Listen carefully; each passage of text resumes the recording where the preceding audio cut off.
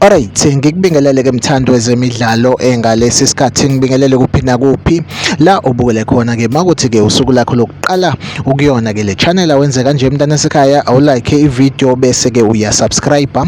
kuyona ke i-channel ungaphinde ke uciphize notification bell ukuze uthole ama notification ke uma kukhona ke ivideo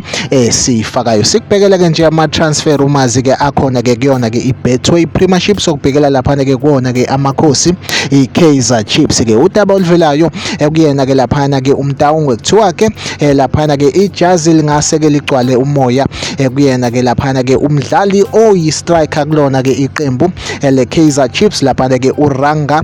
Chivaviro kuthiwa ke uRanga Chivaviro impela izinyawo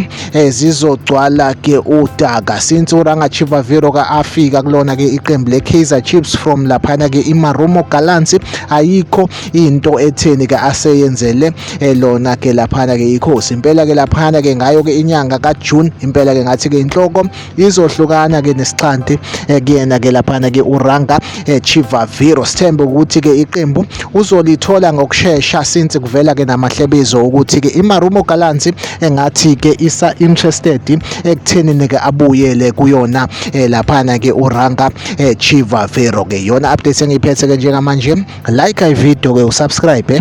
kwi channel mina nawe asihlangabezana kwivideo elandelayo nisale kahle.